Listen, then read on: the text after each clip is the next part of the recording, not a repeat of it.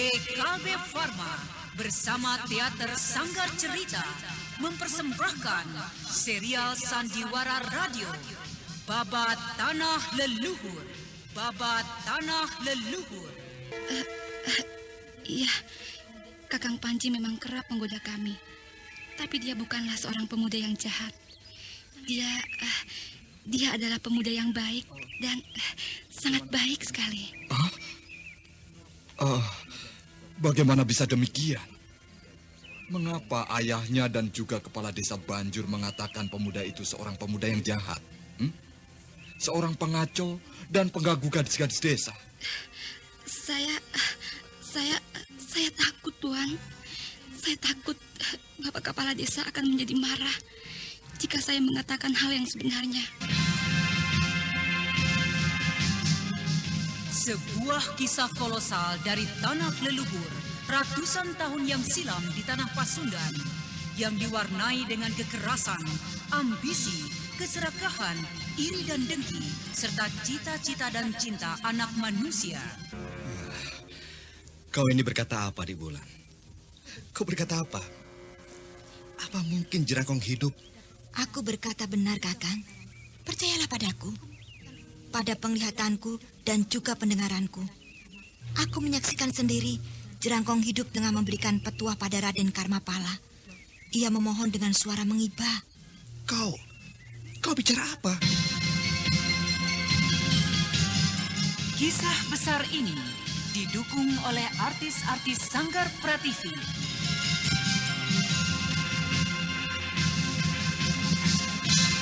Babat Tanah Leluhur. Kali ini dalam episode ke-13 dengan judul Fajar Menyingsing di Bumi Mataram. Naskah disusun oleh Tisar Sponsen. Ide cerita Cece Suhyar. Teknik dan montase Yadi Enos. Musik oleh Haris Sabar dengan sutradara Thomas Agi. Pada seri yang ke-26 ini menampilkan Rio Sempana sebagai Raden Purbaya, Eli Ermawati sebagai Anting Wulan, Yuli sebagai Cempaka, Kasdudewa sebagai Pangrangu, Hari Akik sebagai Prabu Sana, dibantu oleh Susi, dan pembawa cerita Neni Sumardi. Selamat menikmati.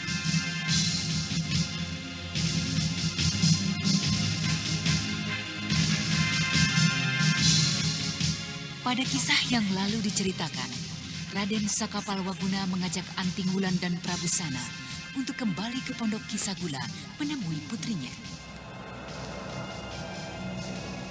Kembali ke pondok tadi? Apa maksudmu, Kakang?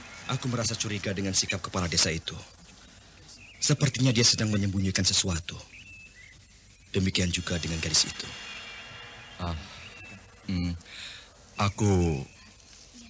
Aku tidak memperhatikan hal itu. Iya, itu karena Paman sedang kalut memikirkan kemungkinan-kemungkinan yang pahit sehubungan dengan putra Paman Raden Karmapala. Ayolah, kita kembali ke tempat itu. Tinggalkan kuda kita di sini. Kita kembali tanpa setahu ayah dan kepala desa Banjur. Ayolah, Paman. Aku kira kepala desa Banjur dan ayah gadis itu telah pergi meninggalkan pondok kecil tadi. Mari, kita percepat langkah kita. Itu dia, gadis yang menyuguhkan minuman tadi. Berhati-hatilah, Wulan. Aku akan memanggilnya kemari. Berhati-hati. Jangan sampai ibunya mendengar. Kukira itu tidak menjadi persoalan, Kakang. Kita hanya membutuhkan waktu sebentar. Dan lagi, ibunya tidak akan menjadi curiga padaku. Aku seorang wanita. Nah, tunggulah, Kakang. Raden Sakapalwaguna dan Prabu Sana memperhatikan Anting Wulan yang melangkah mendekati gadis desa itu. Dan tidak berapa lama dilihatnya Anting Wulan berhasil mengajak gadis desa itu ke tempat mana Raden Sakapalwaguna dan Prabu Sana bersembunyi. Ada apakah kalian mengajakku kemari? Mengapa tidak bicara di pondokku saja? Aku akan dapat mengeluarkan kembali minuman hangat. Tidak, kami sudah cukup dengan minuman yang kau sediakan tadi. Kami membawamu kemari hanya ingin mendapatkan keterangan sedikit tentang pemuda itu. tentang Kakang Panji. Iya, tentang Kakang Panji. Oh iya, siapakah namamu, Dik? Saya Tarsi. Tarsi nama saya. Ya. Tarsi, kau mengenal dengan baik pemuda itu? Kami telah beberapa kali bertemu. Lebih dari 8 kali. Kami selalu bertemu di sungai kecil, tempat kami mandi dan mencuci. Oh, apakah benar pemuda itu seorang pemuda yang jahat dan kerap menggoda kalian? Iya, Kakang Panji memang kerap menggoda kami. Tapi dia bukanlah seorang pemuda yang jahat. Dia adalah pemuda yang baik dan sangat baik sekali. Bagaimana bisa demikian? Mengapa ayahnya dan juga kepala desa Banjur mengatakan pemuda itu seorang pemuda yang jahat? Seorang pengacau dan pengganggu gadis-gadis desa. Saya takut, Tuan. Saya takut Bapak Kepala Desa akan menjadi marah jika saya mengatakan hal yang sebenarnya.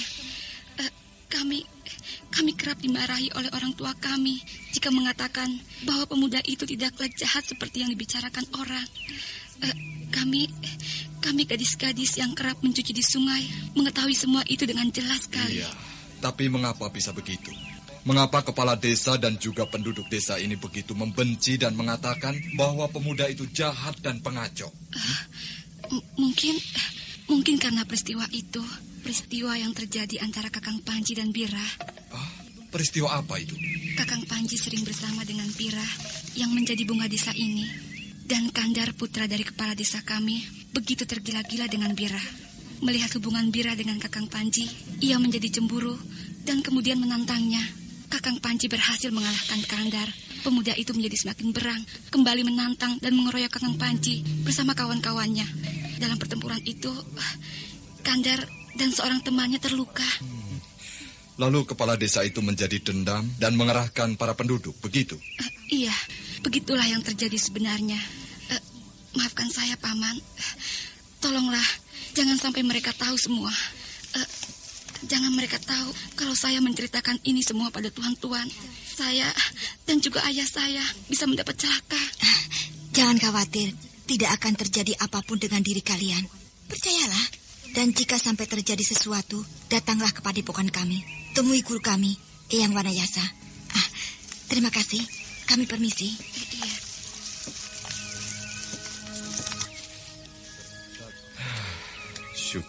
Syukurlah. Ternyata Karmapala putraku tidaklah seburuk dan sejahat yang aku kira. Lebih dari 3 tahun aku berpisah darinya. Aku rindu sekali. Aku ingin sekali bertemu dengannya. Saya kira sebaiknya ia jangan diganggu, Paman. Saat ini ia tengah menuntut ilmu dari Jerangkong Hidup. Dia akan merasa sangat terganggu jika bertemu dengan Paman yang kini tidak lagi berada di Galuh. Biarkanlah dulu dia menyelesaikan dan menuntaskan segala ilmu dan aji dari tokoh Mahasakti itu. Tapi bukankah Jerangkong Hidup itu juga dikenal sebagai seorang tokoh yang teramat ganas dan jahat? Bukankah jika kita bisa membebaskannya dari ikatan tokoh itu sesegera mungkin, justru lebih baik, bukan? Paman, berguru pada Jerangkong Hidup justru adalah keinginan dari Karmapala sendiri. Dia tidak mungkin menjadi bahagia jika kita melepaskan dari ikatannya dengan Jerangkong Hidup. Bahkan yang terjadi mungkin justru sebaliknya. Dia akan berpihak pada gurunya. Paman, saya kira Paman tidak perlu khawatir dengan Jerangkong Hidup. Dahulu ia memang dikenal sebagai tokoh yang maha jahat, tokoh yang teramat ganas.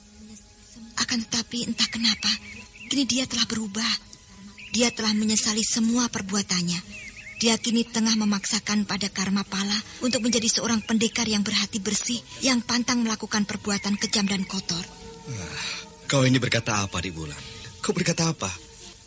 Apa mungkin Jerangkong Hidup? Aku berkata benar, Kakang. Percayalah padaku, pada penglihatanku dan juga pendengaranku. Aku menyaksikan sendiri Jerangkong Hidup tengah memberikan petuah pada Raden Karmapala. Ia memohon dengan suara mengibah. Kau bicara apa? Iya, memang sukar untuk dipercaya, Kakang. Tapi itulah yang sesungguhnya terjadi. Percayalah, Jerangkong Hidup kini bukan lagi iblis yang menakutkan. Ia tengah berusaha keras menggembleng jiwa dan raga Raden Karmapala. Syukurlah kalau begitu. Aku percaya padamu, Wulan. Di manakah mereka menyembunyikan diri? Apakah kau mengetahuinya? Tidak. Tidak, Wulan. Kau tidak perlu memberitahukannya padaku. Biarlah anakku Karmapala dengan tenang menuntut ilmu. Aku tidak ingin mengganggunya. Kau tidak perlu bercerita padaku tentang hal-hal yang tidak-tidak. Aku khawatir satu saat jika kerinduan ini timbul, aku akan mencarinya. Biarlah, aku yakin suatu saat ia akan datang padaku. Akan datang kepada ayahnya ini. Karmapala anak baik. Anak baik. Sudahlah, Wulan. Marilah kita kembali. Tidak perlu lagi kita mengurusi masalah di desa ini. Aku yakin anakku tidak akan memperpanjangnya. Cerita dari gadis itu serta ceritamu tentang jerangkong hidup sudah cukup sebagai bukti. Marilah kita kembali. Marilah, Kakang. Kita cari kembali kuda kita di sana. Kau tidak perlu merasa khawatir. Semuanya telah aku jelaskan dalam surat itu. Sanjaya anakku pasti akan mengerti. Tapi, apakah Paman Sana, walaupun hanya sebentar, tidak akan menjenguknya? Tidak akan melihat Galuh dan memberikan restu atas tahta yang akan diduduki adik Sanjaya? Tidak perlu. Tidak perlu, anakku Wulan. Tahta itu pada dasarnya memang hak dari Sanjaya. Dia yang paling berhak. Dan dia akan mengerti dengan jelas jika dia telah membaca suratku. Malam sudah menjadi semakin larut. Kau beristirahatlah. Juga kau, Saka. Bukankah besok kalian akan berangkat? Galuh merupakan satu perjalanan panjang. Baiklah, Paman. Baiklah. Jika memang itu sudah merupakan kehendak Paman, saya tidak dapat berbuat lain kecuali kembali ke Galuh dan menyampaikan surat ini. Kami permisi, Paman. Kami akan menghadap Eyang untuk memohon restu. Karena besok pagi-pagi kami akan meninggalkan Gua Larang. Iya. Temuilah Eyang gurumu. Aku akan beristirahat. Keesokan hari Anda sekarang masih mendengarkan Sandiwara Radio di channel Memori 80. Berderap menuju kota Raja Galuh untuk menyampaikan surat Prabu Sana untuk Sanjaya putranya. Sementara kita tinggalkan dahulu sepasang kekasih yang tengah menuju Galuh itu. Sekarang marilah kita kembali mengikuti perjalanan Raden Purbaya dan Cempaka yang tengah membawa kakeknya Mamang Kuraya menuju Pondok Dewi Jambi. Jika kau merasa lelah, biar aku yang berganti memondongnya, Kak. Aku masih sanggup. Kita akan berhenti saat tengah hari. Lihatlah itu, Gunung Tampomas. Kita akan berhenti tepat di kaki gunung itu. Jangan terlalu memaksakan diri, Kak. Aku akan berhenti dan kau berganti memondong kakek jika aku merasa lelah. Sebentar lagi tepat di kaki gunung Tampomas itu. Baiklah. Sudah beberapa ratus tombak kita lalui kaki gunung ini. Tapi tidak juga kita temukan desa kecil maupun gubuk atau pondok-pondok petani yang memencil. Iya. Lalu bagaimana dengan kakek? Apa yang akan kita berikan padanya? Kita tidak mungkin akan menemukan bubur hangat. Aku akan mencari ikan di sungai itu. Dagingnya cukup lembut untuk dimakan kakek. Kau jagalah kakek. Kak, ada apa, Adik Purbaya? kau jagalah kakek. Biar aku yang mencari ikan di sungai kecil itu. Biarlah, saya dapat mencarikannya. Tidak, Kak, kainmu akan basah oleh air sungai itu. Biarlah, aku dapat menggulung celanaku. Kau jagalah kakek. Tubuh kakek terasa demikian hangatnya. Entah betapa parahnya luka dalam tubuh kakek. Keadaannya jadi seperti ini. Tertidur dalam keadaan tubuh sangat ini. Alangkah sejuknya semilir angin ini. Sambil bersandar memandangi tubuh kakeknya, Cempaka akhirnya tertidur. Beberapa saat telah berlalu.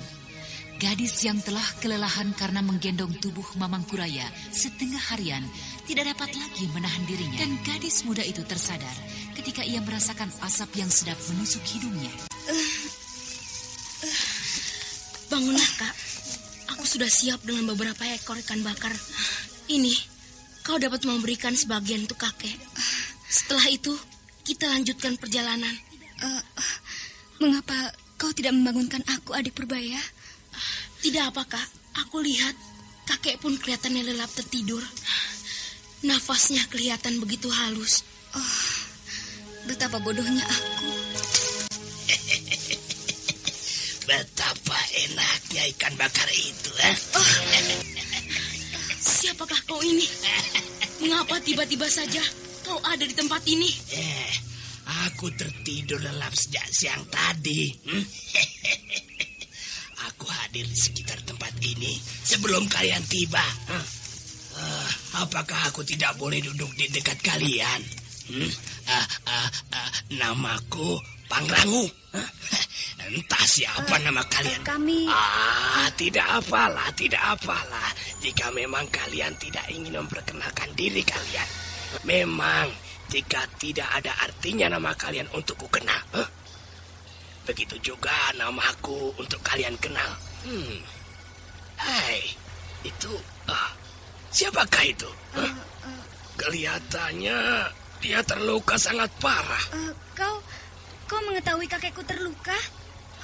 Siapa kau? Hei, bukankah aku sudah memperkenalkan namaku? Lukanya cukup parah. Mengapa kalian biarkan saja dia di tempat seperti ini? Kalian tidak berusaha untuk mengobatinya? Kami tidak yakin akan ada tabib yang mampu mengobati lukanya. Kecuali Nenek Jampi. Karena itu, kami berusaha untuk segera membawanya ke pinggir sungai Cipunagara, ke pondok tabib sakti itu.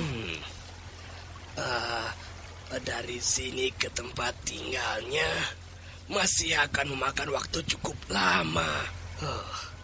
Sedangkan umur dari kakek itu tidak lebih dari malam nanti. Kau, bagaimana kau bisa berkata begitu? Bagaimana bisa kau mengatakan demikian? Hei, begini saja. Marilah kita bertaruh. Iya, bertaruh. Kita akan melihatnya. Jika semua kata-kataku itu tidak benar, kau boleh memotong sebuah lenganku. Tapi jika kata-kataku benar, kau harus menggendong aku berkeliling, melihat-lihat pemandangan yang indah. Kurang ajar. Siapa kau ini? Kau berani menghina kami sedemikian rupa? Aku hancurkan kepalamu, pendek cebol. Hei, siapa yang menghinamu? Bukankah aku mengatakan apa yang aku yakini? Baiklah, jika kau memang penasaran dengan kepalaku ini, kau boleh memecahkannya jika aku salah dan kalah. Paman Cebol, apakah kau tidak mengerti keadaan kami? Kami tengah bersusah hati dengan keadaan kakek kami. Mengapa kau mempermainkan kami sedemikian rupa? Hei, kau marah padaku? Marah begitu? Siapa yang mempermainkanmu? Aku berkata yang sesungguhnya, bahwa kakekmu itu tidak akan berumur lebih dari malam nanti. Kau tidak akan berhasil jika membawanya ke pondok Dewi Jampi.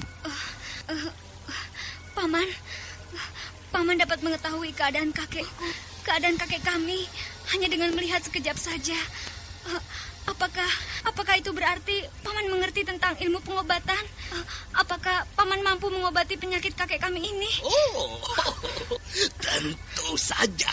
Tentu saja aku mampu mengobati penyakit orang tua itu.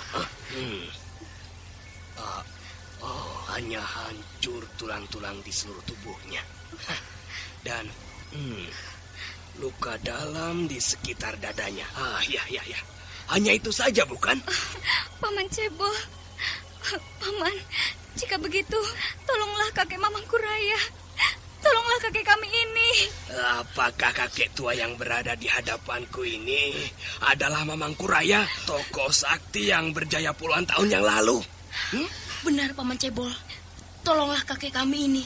Kami akan membalas budi dan kebaikan paman itu.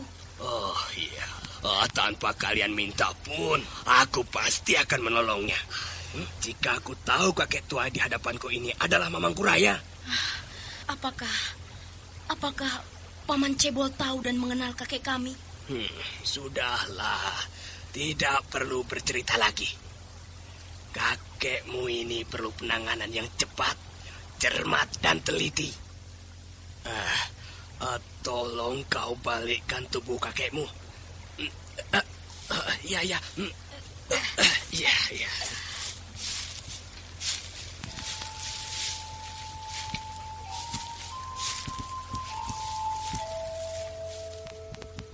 Kakek Cebol dengan kepala besar itu kemudian mengeluarkan bungkusan kecil yang ternyata adalah sejumput jarum-jarum kecil. Kemudian dengan cepat dan tanpa ragu, ia menusukkan satu persatu jarum kecil itu ke beberapa jalan darah di belakang tubuh Mamang Kuraya. Dan beberapa saat kemudian... Sekarang kalian sudah boleh menarik napas lega. Umur kakekmu telah berhasil kuperpanjang. Sekarang dalam keadaan seperti ini, ia akan dapat bertahan hingga 7 hari. Lalu bagaimana selanjutnya, Paman? Di manakah pondok Paman? Ataukah kita harus mencari tempat yang nyaman untuk menyembuhkan kakek? Tidak. Kalian tidak perlu mencari tempat yang nyaman. Dan pondokku? Kalian menanyakan tentang pondokku, kan? Aku tinggal jauh sekali, jauh. Sebaiknya sekarang kau membawanya ke pondok Dewi Jampi. Iya, bawalah ke sana. Itu memang satu-satunya jalan. Apa kau kira aku dapat menyembuhkan lukanya di tempat seperti ini? Cepatlah kau bawa kakekmu. Lebih cepat, lebih baik. Tapi berhati-hatilah. Jangan sampai lepas jarum kecil di pembuluh darah kakekmu itu. Ya. Dan kukira ikan bakar itu tidak perlu kalian urusi lagi. Ya. Biar aku yang akan mengurusnya. Pergilah kalian cepat.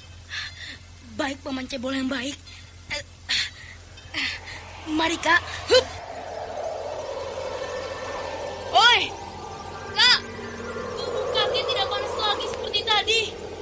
Keadaannya sudah menjadi hangat seperti biasa. Benar-benar seorang kaki sakti. Siapakah dia? Entahlah, Adik Purbaya. Mungkin juga dia seorang dewa yang tengah menyamar sebagai manusia dan hendak menolong kakek. Iya. Terima kasih, Yang Agung. Hampir semalaman, Raden Purbaya berlari dan secara berganti menggendong kakeknya. Dan saat tengah malam, keduanya beristirahat beberapa saat di tengah hutan untuk sekedar melepaskan lelah dan penat tubuh mereka. Dan sebelum fajar tiba kembali, mereka melanjutkan perjalanannya hingga ketika fajar tiba. Hari masih cukup gelap. Bagaimana aku bisa menemukan pondoknya? Bagaimana, Kak? Apakah kakak masih dapat mengingat tempat itu? Iya, aku kira aku dapat mengingatnya, Adik Purbaya. Tapi tentu saja kita harus menunggu hingga hari terang. Iya, kita harus menunggu hari terang. Marilah kita beristirahat lagi. Siapakah kalian di situ? Sedang apakah kalian? Kami sedang beristirahat sebentar, Nek. Beristirahat pagi-pagi seperti ini? Ayo, kemarilah. Duduklah di gubukku. Mari, mari. Adik Purbaya, sepertinya suara itu adalah suaranya. Iya, suara dari Nenek Jampi. Apakah dengan demikian berarti kita telah tiba di tempatnya? Mengapa kalian masih saja di situ? Sudahlah.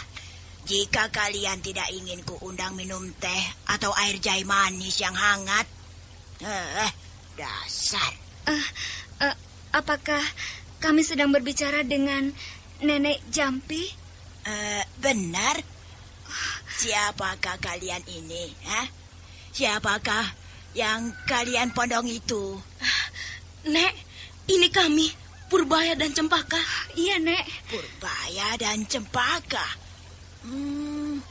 Kami berdua adalah murid dari kakek Mamang Kuraya. Dia? Oh, siapakah itu yang kau pondong? Tuan Mamangkuraya kah? Tuan penolongku. Oh, iya, benar. Aku kenal dengan kalian. Kalian berdua adalah yang membantuku dulu, yang menolong desa Kasirepan. Mari masuk. Akan kulihat apa yang terjadi dengan Tuan Mamangkuraya. Hah? Ayo, naiklah. Masuk dan jangan ragu. Aku hanya sendiri saja di pondok ini. Iya, Nek. Siapa yang telah menyelamatkan jiwa Tuan Mamangkuraya? Apa maksud Nenek? Jarum ini. Siapa yang telah mengobatinya? Seorang laki-laki cebol, Nek. Oh, di mana kalian berjumpa dengannya? Di kaki Gunung Tampomas, di sebuah padang rumput di bawah sungai kecil. Iya. Nek, bagaimana? Apakah kakek masih dapat ditolong? Aku akan berusaha. Mudah-mudahan Yang Agung masih akan memberikan umur panjang baginya. Tetapi untuk itu aku memerlukan waktu yang cukup panjang. Waktu kurang lebih 1 purnama untuk mengembalikan tulang-tulangnya seperti sedia kala. Juga menyembuhkan luka dalamnya yang cukup parah. Iya, itu sudah cukup baik. Apakah mungkin kami dapat meninggalkannya, Nek? Kami mempunyai urusan penting yang harus kami kerjakan. Bukankah begitu, Kak? Iya, Adik Purbaya. Kita akan tinggalkan kakek untuk sementara. Dan kita akan kembali menjemputnya dan menunggui kesembuhannya setelah berhasil menyelesaikan persoalan kita. Siapakah yang telah membuatnya seperti ini? Itulah yang akan kami urus sekarang, Nek. Sanjaya. Raden Sanjaya dari Galuh. Benarkah itu semua? Mungkinkah Sanjaya, turunan dari seorang raja yang arif dan bijaksana, melakukan perbuatan seperti ini? Kami telah menemukan bukti. Dan juga Kak Cempaka telah melihat dengan mata kepala sendiri pembunuh kejam itu.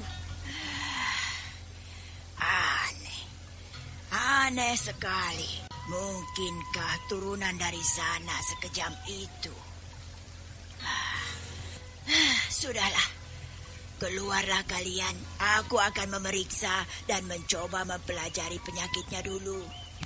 Jika kalian sudah ingin pergi, kalian boleh tinggalkan tempat ini. Tapi, Nek, dapatkah Nenek mengurusnya seorang diri? Mengurus segala keperluan kakek? Anak cerdas. Kau benar. Tentu saja. Anda sekarang masih mendengarkan Sandiwara Radio di channel Memori 80. Tapi kau tidak perlu khawatir. Saat ini aku ditemani oleh seorang kawanku yang kini tengah pergi ke suatu tempat. Sebentar lagi juga ia akan datang. Ayo, beristirahatlah. Iya, baiklah, Nek. Mari Adik Purbaya. Hei, itu, lihatlah, ada yang datang, Adik Purbaya. Oh, Paman Cebol. Benar, Paman Cebol.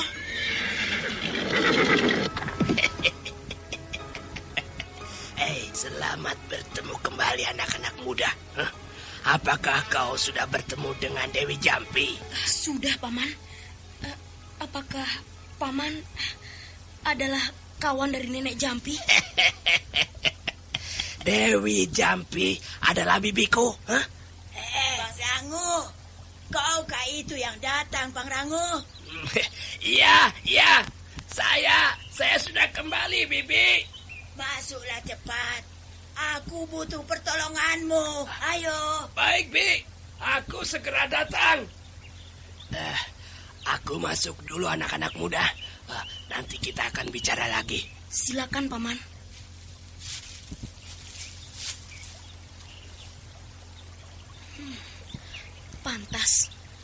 Pantaslah beliau sangat ahli dalam pengobatan. Agaknya Dewata Agung memang berkenan menolong kakek. Terima kasih, Hyang Jagat Betara. Terima kasih. Setelah beberapa saat beristirahat, kedua remaja dari Karang Sedana itu tidak lagi membuang-buang waktu. Setelah berpamitan pada kedua tokoh obat sakti, mereka berlari cepat kembali ke arah timur menuju kota Raja Galuh. Kita tinggalkan Raden Purbaya dan Cempaka. Sekarang kita ikuti kembali kisah Raden Sanjaya di Istana Galuh. Mengapa hingga saat ini Kakang Saka belum juga kembali? Dan anehnya, Kakak Wulan juga hilang begitu saja dari istana ini. Apakah diam-diam Kak Wulan mengikuti Kakang Saka ke Gua Larang? Beberapa hari aku ditinggalkan Kakang Saka dan Kak Wulan. Rasa-rasanya aku telah kehilangan sebagian dari semangatku. Banyak rasanya yang ingin kubicarakan dengan mereka. Ya, banyak sekali tentang pembangunan kota raja, tentang rencana Galuh selanjutnya, dan juga tentang mimpi tadi malam. Mimpi yang demikian menggelisahkan aku. Kelelahan sangat mencekam diriku. Kelelahan akibat mimpiku semalam. Rasa-rasanya diriku berubah menjadi seekor kucing dan aku dikejar-kejar oleh seekor anjing kian kemari. Aku dikejar-kejar tiada henti.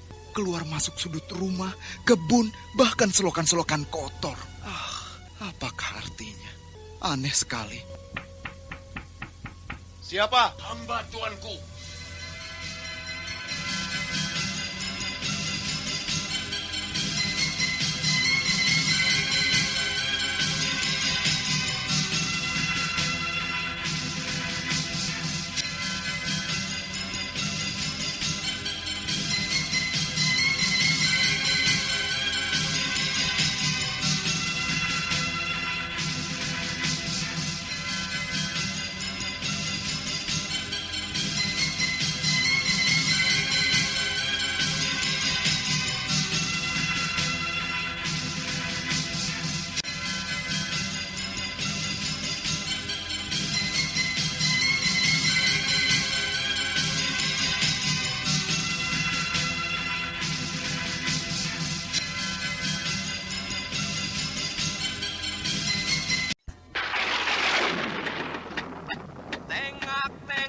Cari musuh orang yang sakit flu, hidung pilek, lek. Rokok, Bu. Badan meriang, ya. Rokok, Pak. Hidung mampet, Pak. Rokok deh. Sakit kepala, lah. Rokok loh, Mas. Biasanya kalau minum obat flu itu meriangnya hilang, tapi pileknya tetap ngocor, hidung mampet. Makanya yang benar itu minum Prokol. Untuk pilek, hidung mampet, cepat plong. Masuk angin, panas dingin, sakit kepala, cepat sembuh. Itulah sebabnya Prokol itu disebut obat flu andalan. Sakit kepala, hidung pilek, pasti sembuh. Prokol. Itu loh, yang bungkusnya warna ungu, ada gambar orang tengok-tengok. Untuk dewasa, Prokol tablet. Untuk anak-anak, Prokol sirup. Prokol, obat flu andalan. Produksi Kalbe Farma.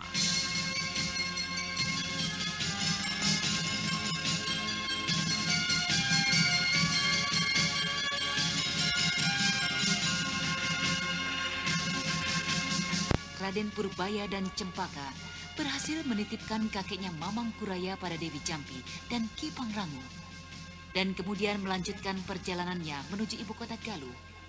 Sementara itu, Raden Sanjaya di Istana Galuh tengah diamu kegelisahan menunggu kedatangan Raden Sakapalwaguna yang diutusnya pergi ke Gua Larang.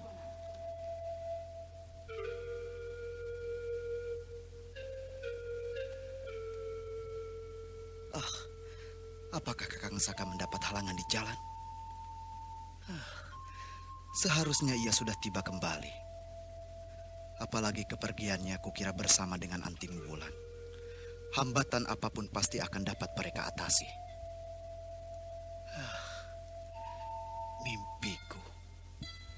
Mimpiku semalam benar-benar membuat gelisah hatiku.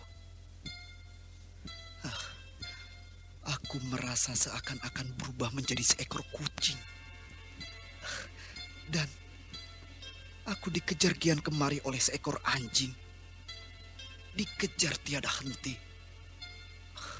keluar masuk rumah, kebun, bahkan selokan-selokan kotor. Apakah artinya? Aneh. Aneh sekali. Aneh sekali. Raden? Siapa? Hamba Raden, Saka dan Anting Wulan. Kalian, masuklah.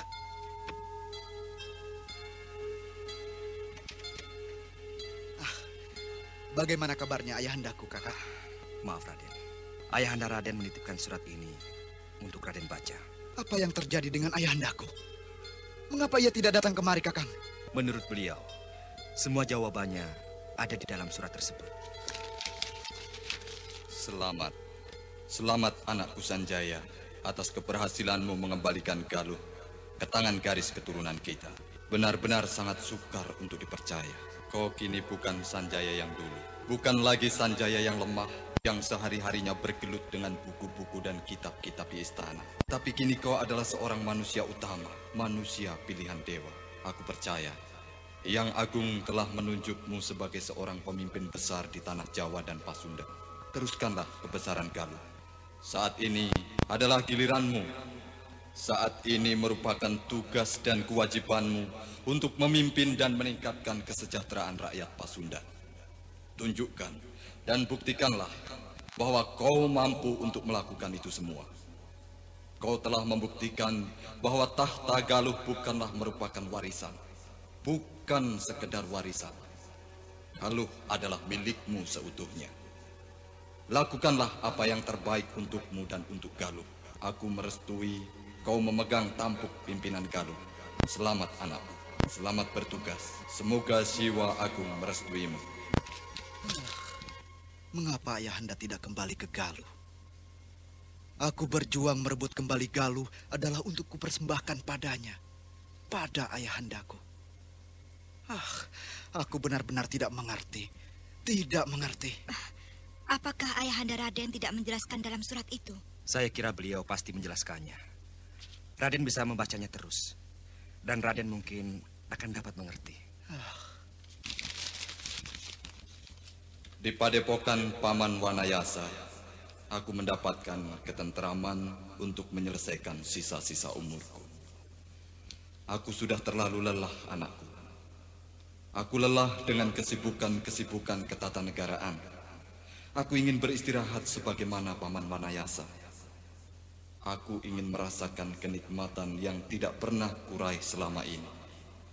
Aku ingin merasakan nikmatnya bergelut dengan tanah dan lumpur yang selama ini memberikan kehidupan pada kita. Aku ingin merasakan itu semua, anakku. Menikmati kebahagiaan itu dari ayahandamu sana. Sayang sekali. Tapi ayahanda benar. Biarlah ia mencari kebahagiaannya yang baru. Kebahagiaannya yang lain. Paman sana menjadi semakin segar dan sehat di padepokan kami. Kami kira Raden tidak perlu cemas. Ya, aku tahu itu, Kakang. Aku tahu. Ayahanda telah menjelaskan betapa bahagianya beliau di sana. Ya, aku mengerti. Beristirahatlah kalian. Gua Larang Galuh bukanlah satu perjalanan yang pendek. Menjelang sore hari, Raden Sakapal Waguna bersama dengan Anting Wulan dipanggil menghadap ke Bangsal Agung dan beberapa orang pejabat tinggi Galuh bersama dengan pimpinan prajurit hadir. Dan tak ketinggalan pula Raden Setakeling dan Dampu Awuk.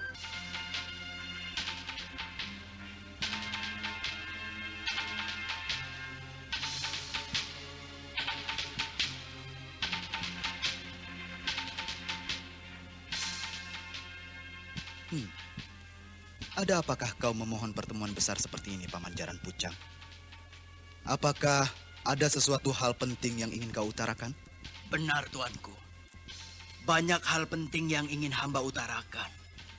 Sehubungan dengan keamanan kerajaan Galuh dan sekitarnya. Datang bersama hamba saat ini 2 orang utusan dari kerajaan tetangga, Ki Balat Dewo dan Ki Punta Kaliki. Apa yang terjadi sesungguhnya, Paman Jaran Pucang? Jelaskanlah. Hamba kira sebaiknya mereka saja yang menjelaskan maksud kedatangannya. Silahkan Ki Balat. Salam hormat, Hamba ucapkan atas nama junjungan kami di Kerajaan Banjaran dan juga seluruh rakyatnya. Aku terima hormatmu, Ki Balat, dan juga rajamu. Ada apakah jauh-jauh kau datang kemari? Baru-baru ini di wilayah kami terjadi keributan yang tidak dapat kami atasi. Kekacauan yang dibuat oleh beberapa orang laki-laki bertopeng. Mereka membakar kuil kami. Membakar beberapa rumah penduduk di kota raja. Serta sempat membakar sebagian dari istana kami. Beberapa orang tokoh serta pimpinan pasukan mencoba untuk menangkap pengacau itu. Akan tetapi, sebagian besar dari orang-orang kami justru tewas terbunuh. Untuk itu raja kami memohon agar Galuh yang banyak menyimpan tokoh-tokoh sakti dapat membantu kami. Lalu apakah hal yang sama juga terjadi pada kerajaanmu, hai Punta Kaliki? Benar, tuanku. Hal yang sama terjadi pada kerajaan kami. Hampir di setiap bagian kota raja terbakar. Bahkan tidak sedikit penduduk dan perwira kerajaan Jati Bandar yang tewas. Pengacau itu benar-benar seorang yang maha sakti. Hamba sempat berhadapan dengan 2 orang pengacau yang bertopeng itu. Kepandaiannya benar-benar tak dapat diatasi oleh seluruh jago-jago istana kami. Bahkan ketika kami memohon bantuan dari kerajaan tetangga kami, Banjaran, dan juga Pager Ageng, mereka mengeluh karena mengalami nasib yang sama. Aneh sekali. Siapakah sebenarnya pengacau-pengacau itu? Bagaimana menurutmu, Paman Jaran Pucang? Ampun, tuanku. Mohon ampunkan hamba jika memang dugaan hamba ini salah dan meleset jauh dari dugaan dan perkiraan tuanku. Sesungguhnya lah terbersit dalam pikiran hamba. Pelakunya adalah orang yang sama dengan yang membuat kekacauan di kota Raja Galuh. Dan juga yang telah membakar istana ini. Jadi maksudmu dia? Mohon ampun, tuanku. Jika sampai dugaan hamba ini tidak berkenan di hati tuanku. Tapi apakah maksudnya memperlebar masalah ini hingga keluar, hingga sampai ke orang-orang yang tidak ada hubungannya dengan kita, dengan Galuh? Ampunkan hamba, tuanku. Hamba kira dugaan dari Ki Jaran Pucang ada benarnya. Pastilah yang membuat kekacauan di Banjaran, Jati Bandar, serta Pager Ageng adalah orang yang sama. Semua itu dilakukan sebagai tindakan balas dendam darinya. Iya, mungkin juga. Baiklah, Ki Punta dan Ki Balat. Kalian beristirahatlah. Setelah itu, kalian boleh kembali. Sampaikan pada rajamu, aku tidak akan berdiam diri. Aku akan memikirkan cara untuk menumpasnya. Menumpas pengacau yang misterius itu. Terima kasih, tuanku. Setelah usai sidang di Bangsal Agung, Raden Sanjaya beristirahat beberapa saat, memikirkan jalan keluar yang harus dilakukannya. Akan tetapi, setelah beberapa saat merenung dan memikirkan semua permasalahan itu, tidak juga ia mendapatkan jalan pemecahannya. Mungkin hingga pecah kepalaku tidak juga akan kudapat jalan keluarnya.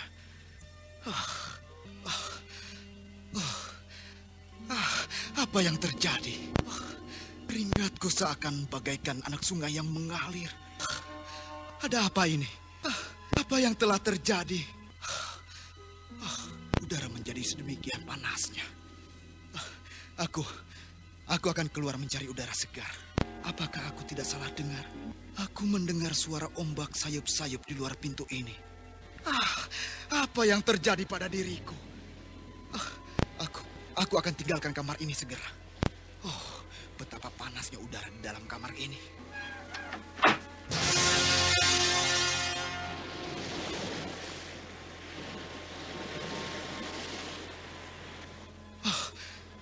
Apakah mataku tidak salah? Apa yang terjadi? Di mana aku kini berada? Lautan luas terbentang di hadapanku, di luar pintu kamar istanaku.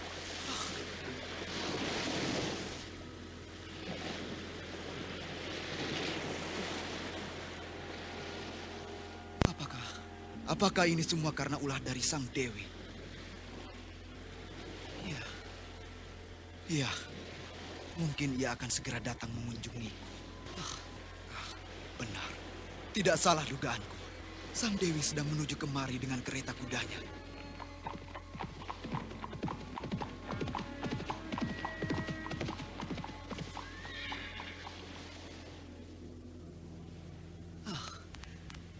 Kau datang, Sang Dewi. Ada apakah? Aku rindu padamu, Kanda Sanjaya. Aku rindu. Dan aku merasa saat ini kau sedang dirundung kesulitan. Ada apakah? Apakah aku dapat membantumu? Kau benar, Sang Dewi. Kau benar. Aku memang tengah digelut oleh kesulitan. Masalah ketatanegaraan. Kekacauan yang terjadi di Galuh dan kerajaan-kerajaan sekitarnya, Sang Dewi. Dengarlah, Kanda Sanjaya. Aku percaya dan yakin kau akan dapat menyelesaikan semua kesulitanmu.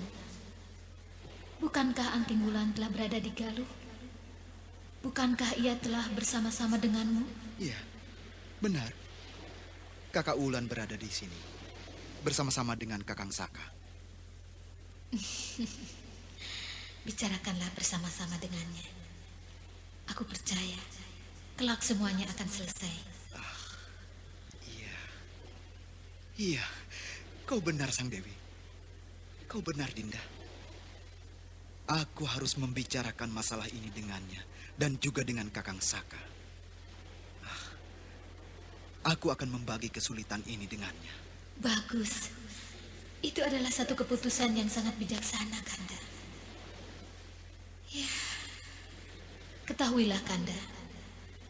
Sebentar lagi akan pecah lagi satu masalah yang besar. Satu masalah yang harus Kanda pecahkan sendiri.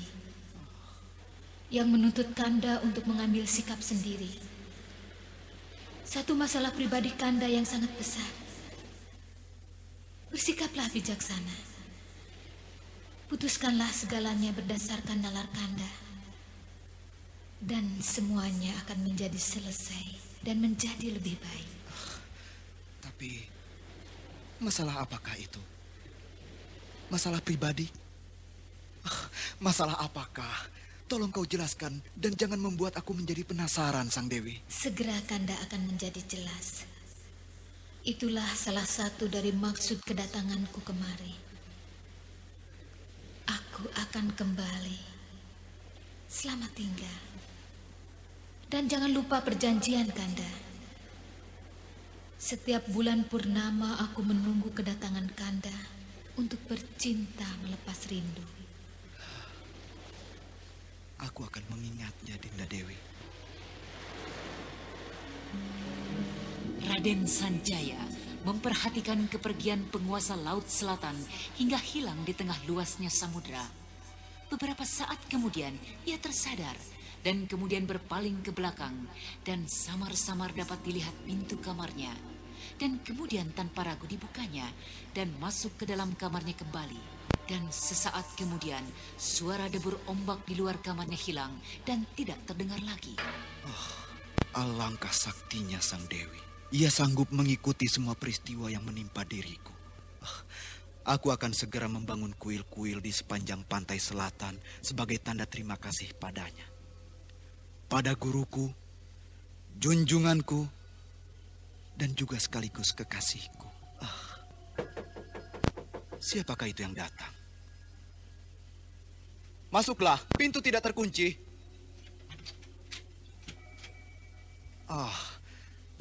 Engkau Kakang Saka, Kak Wulan, mari silakan masuk. Ada apakah kalian datang mengunjungiku malam-malam seperti ini? Maaf jika sampai aku mengganggumu, Adik Sanjaya. Sama sekali tidak, Kakak Wulan. Aku justru gembira melihat kedatanganmu. Ada banyak hal yang ingin kubicarakan denganmu. Mari, duduklah. Terima kasih, Raden. Ada apakah, Kakang Saka? Sesungguhnya lah kedatangan kami berdua kemari adalah untuk menyampaikan surat. Surat? Iya. Dari siapakah? Dari Paman Sana. Hah? Dari ayahandaku? Surat? Surat apa lagi? Kapan kalian bertemu lagi?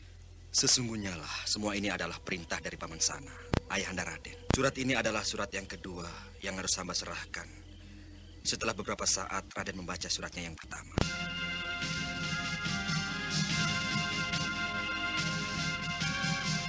Raden Sanjaya terpukau tidak mengerti, dan ia hanya memandang saja surat yang kini tengah diangsurkan.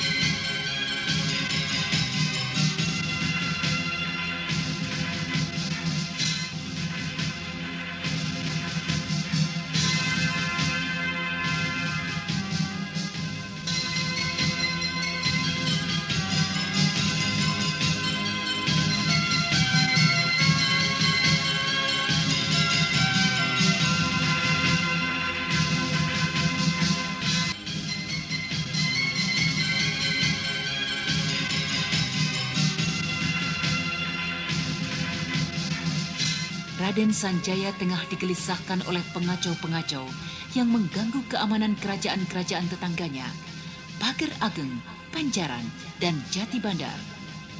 Penguasa Laut Selatan yang mengunjunginya memberikan beberapa petunjuk dan juga menyampaikan tentang akan datangnya satu masalah pribadi yang sangat besar. Setelah kepergian penguasa Laut Selatan, Anting Wulan dan Raden Sakapalwaguna datang menyampaikan sepucuk surat dari ayahandanya. Surat dari ayahandaku? Bagaimana kalian mendapatkan surat itu? Kapan kalian bertemu? Bukankah kalian telah memberikannya? Dari ayahandaku. Sesungguhnya lah semua ini adalah perintah dari Paman Sana, Ayahanda Raden. Surat ini adalah surat kedua yang harus hamba serahkan setelah beberapa saat Raden membaca surat yang pertama. Apakah maksud ayahanda menyampaikan surat seperti ini? Dan apakah isi surat ini? Apakah ada hubungannya dengan yang dikatakan oleh Sang Dewi? Masalah besar tentang pribadiku? Iya, pastilah masalah besar itu. Anda sekarang masih mendengarkan Sandiwara Radio di channel Memori 80. Inilah suratnya. Terimalah. Iya Kak Wulan.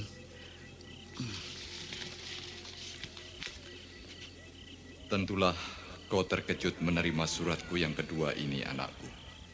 Tapi kukira memang itulah sebaiknya. Aku tidak ingin sekaligus mengejutkanmu. Aku tidak ingin sekaligus membebanimu dengan masalah-masalah. Ketahuilah anakku Sanjaya, sesungguhnya engkau bukanlah putra dari Ratih Permaisuriku. Ibumu yang sesungguhnya, ibumu yang melahirkanmu, kini tinggal di kaki Gunung Wukir, di sebuah desa kecil, di sebuah padepokan yang terkenal di sekitar desa tersebut, yaitu Padepokan Poh Pitu. Jika kau ingin semuanya menjadi jelas, temuilah ibundamu di sana. Karena memang saat-saat seperti inilah yang kujanjikan untuk menghadapkan dirimu padanya. Aku tidak sanggup untuk menyampaikan secara langsung hal ini padamu. Temuilah ibundamu. Kau akan dapat menemukan Padepokan Poh Pitu dengan mudah di kaki Gunung Wukir. Hampir semua orang mengenal padepokan yang dihormat itu. Carilah dan temuilah ibundamu di sana.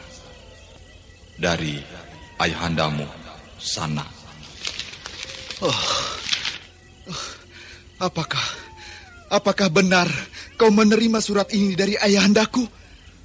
Apakah kalian tidak mendustaiku? Ada apa, Raden? Surat itu kami terima dari Paman Sana, ayahanda Raden sendiri. Apakah isi surat itu mengisahkan Raden?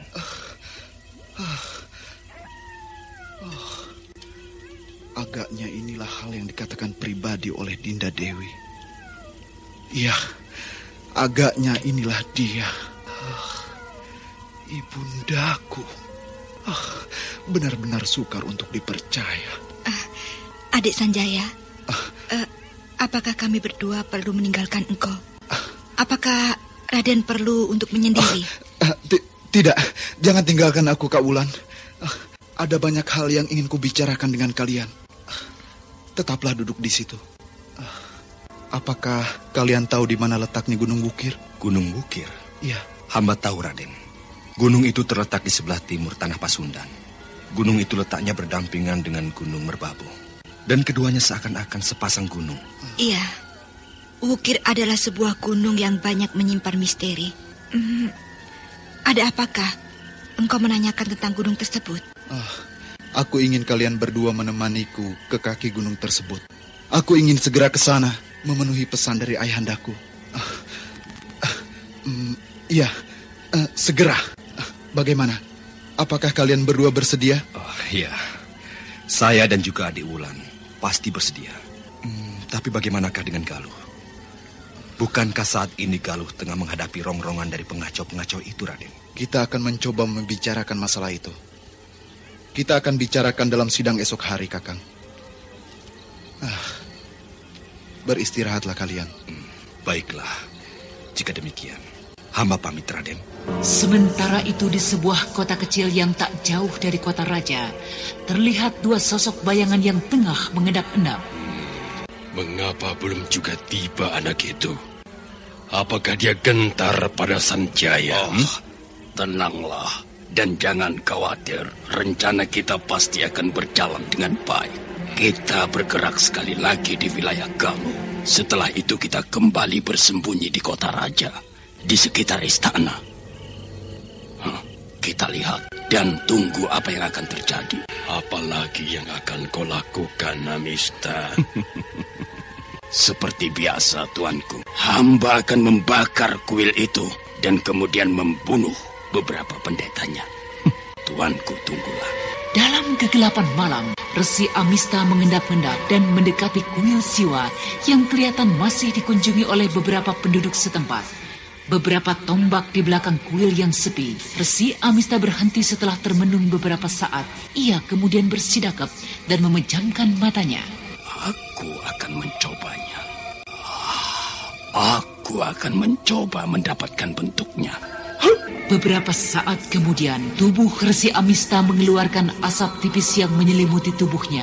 Dan semakin lama, asap itu menjadi semakin tebal, bergulung-gulung di seputar tubuhnya. Akan tetapi perlahan-lahan, asap itu kembali menjadi tipis dan akhirnya hilang sama sekali. Dan kini di keremangan malam, terlihat tubuh Resi Amista yang semula sedikit bungkuk, kini tampak demikian gagahnya. Dan wajahnya yang semula berkerut tua dan berhidung panjang dan melengkung, kini kelihatan demikian tampannya. Dan bentuk itu ternyata adalah bentuk dari seorang pemuda tampan yang sangat dibencinya. Dialah Raden Purbaya. Aku telah mendapatkan bentuknya. Bentuk dari Raden Purbaya. Aku yakin Hyang Wisnu tidak akan selamanya berada di dalam tubuhnya. Kini saatnya lah aku membalaskan semua perbuatannya. Rasakanlah kau, Purbaya. Tidak beberapa lama kemudian,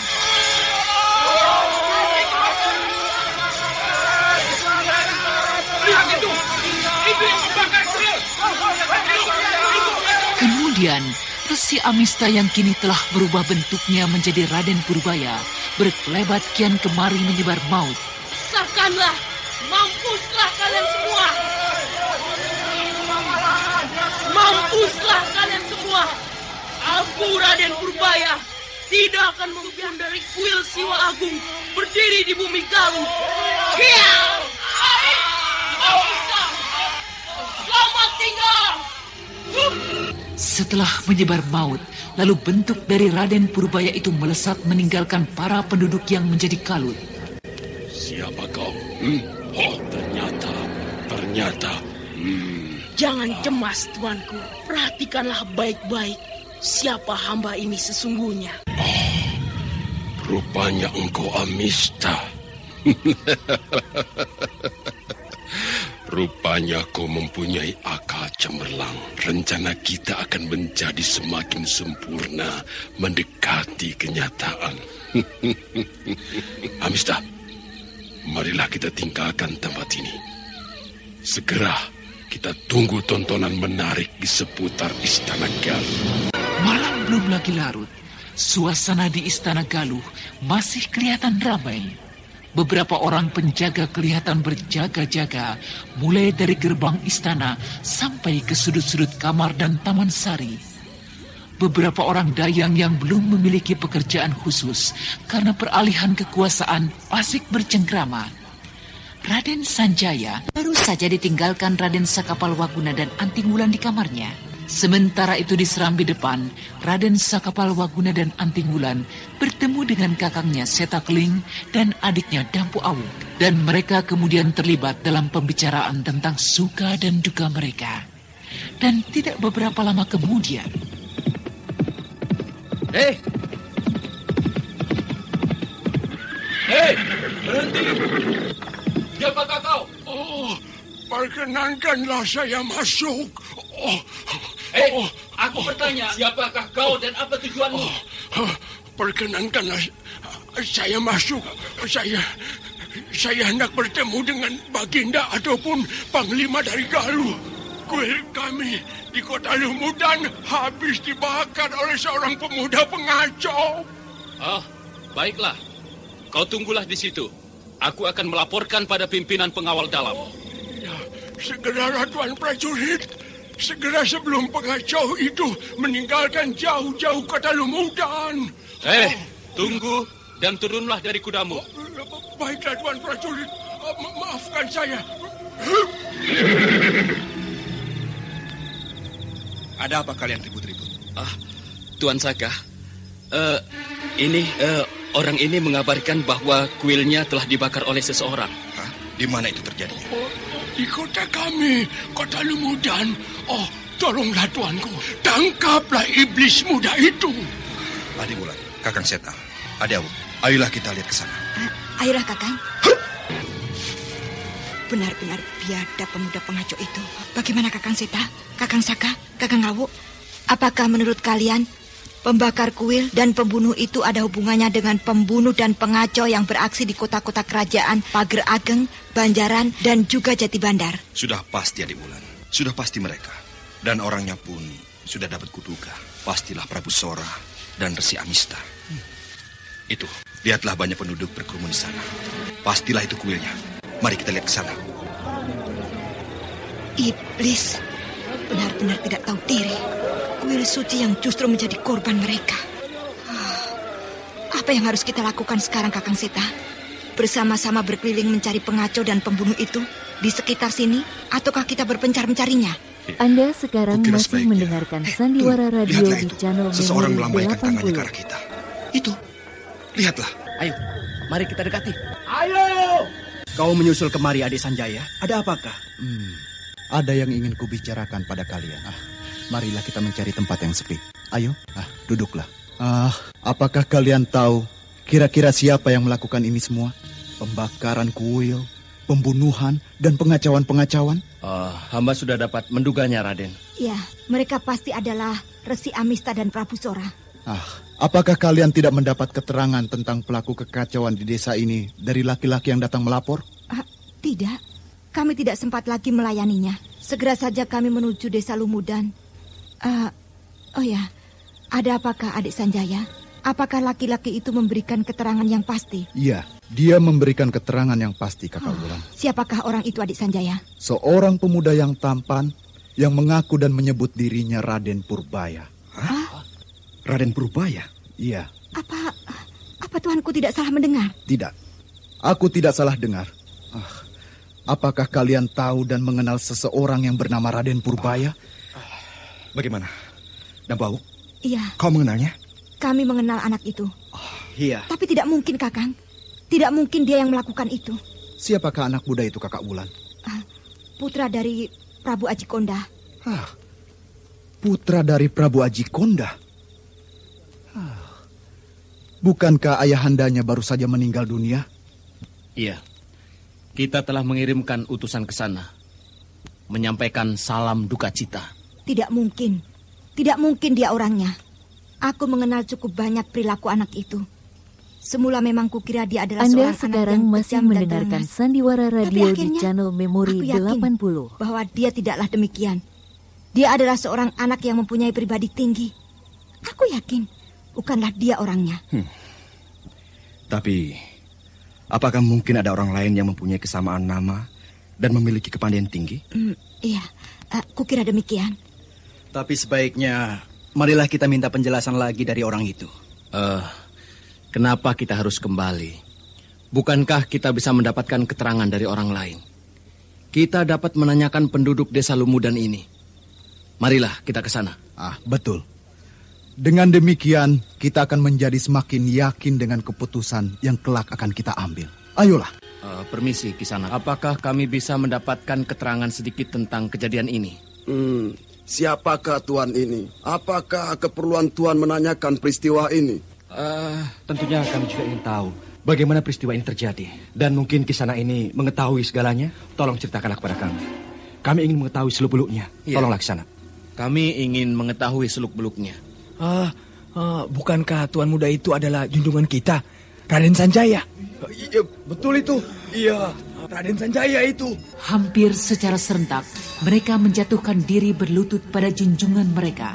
Dan kemudian, puja dan pujian mengalir deras dari mulut penduduk desa Lumudan hingga Raden Sanjaya memerintahkan mereka untuk berdiri dan menjelaskan peristiwa yang telah terjadi. Saat itu, hamba bersama dengan 2 orang kawan hamba berada di luar kuil. Hamba melihat dengan jelas pemuda itu datang dan kemudian membakarnya bersama-sama dengan 9 orang temannya.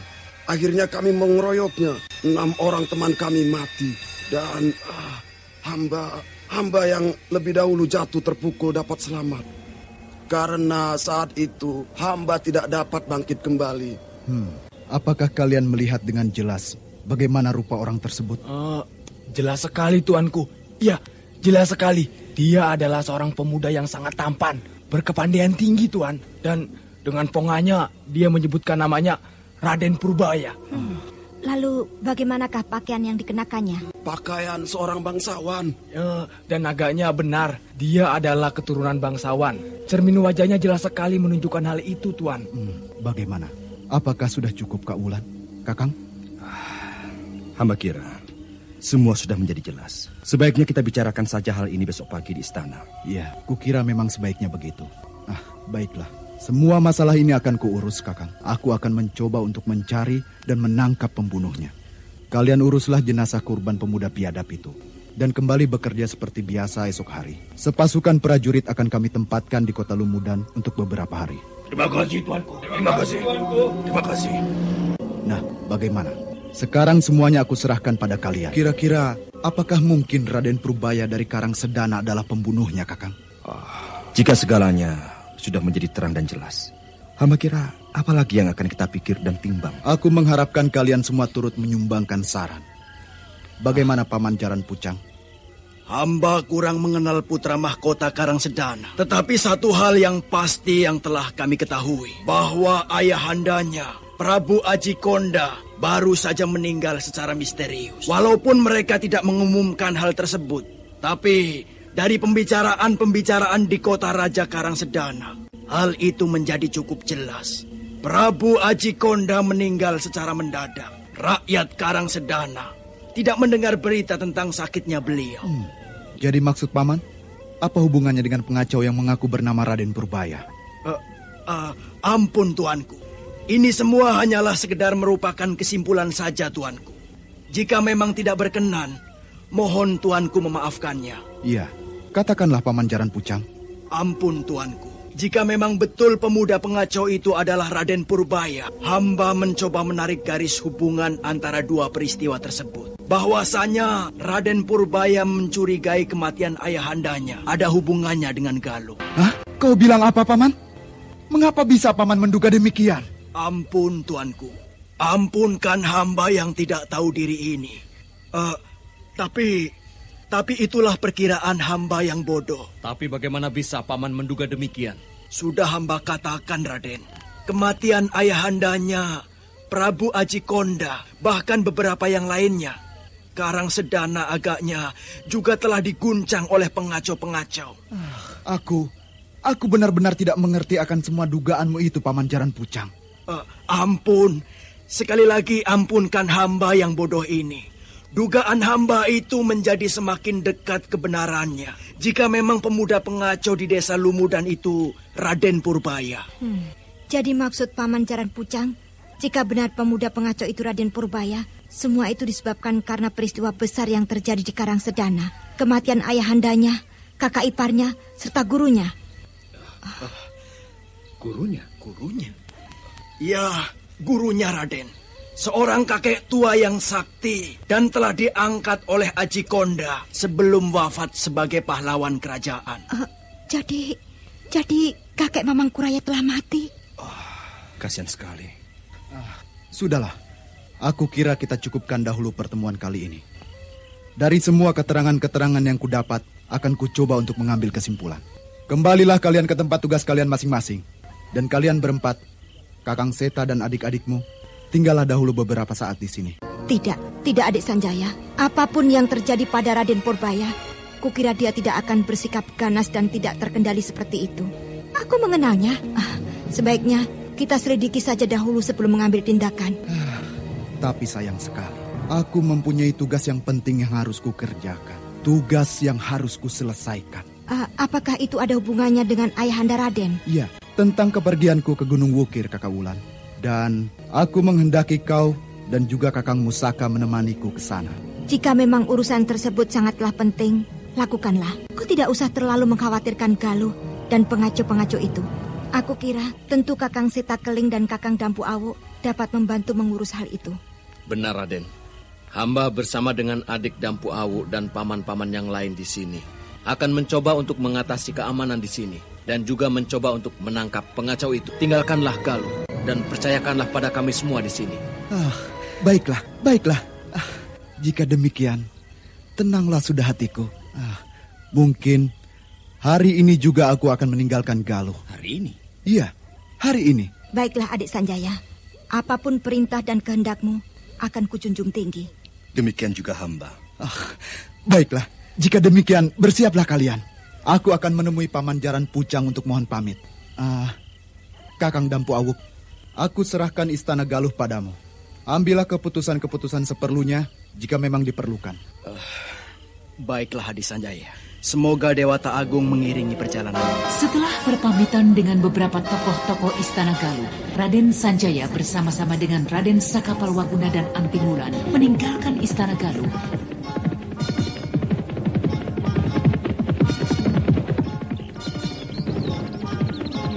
Kita telah berkuda semalam-malaman. Bagaimana jika kita mencari tempat untuk beristirahat? Kukira memang sebaiknya begitu, Raden. Kuda kita tidak sebaik kuda Adi Wulan.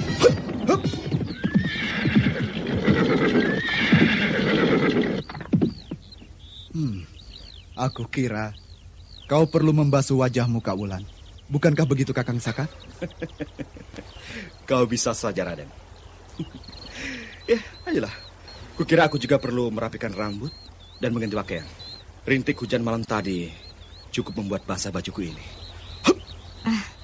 Kalian turunlah dahulu ke sungai itu. Biar aku menunggu di sini. Setelah mandi dan mengganti pakaian, ketiganya duduk bersandar di pepohonan yang banyak terdapat di pinggir sungai. Akan tetapi, belum lagi cukup mereka menikmati waktu istirahat mereka. Kakang, lihat itu. Di pondok kecil itu, seseorang keluar dengan wajah berlumuran darah. Ayo kita lihat, Kakang.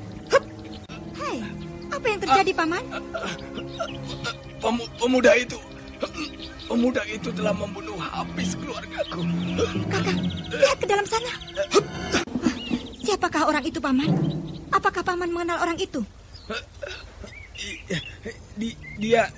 Dia menyebutkan dirinya Raden Purbaya. Raden Purbaya. Bagaimana Kakang? Apakah Kakang dapat menemukan sesuatu? Tidak, tidak ada pembunuhnya. Agaknya dia sudah jauh meninggalkan tempat ini. Aku hanya menemukan tubuh 3 orang bocah yang seorang wanita, tetapi sudah menjadi mayat. Awas kau Raden Purbaya. Raden Purbaya?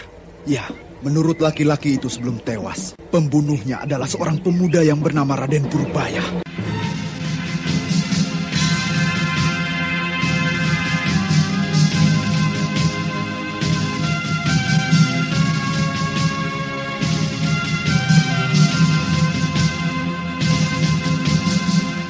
Raden Sanjaya menggeram hebat, sedangkan Raden Sakapalwaguna mengepal tinjunya seakan-akan hendak berusaha menahan gejolak dalam dadanya. Sementara Anting Wulan kelihatan masih merenung di samping mayat laki-laki tua itu. Nah, para pendengar sekalian, bagaimanakah kisah selanjutnya?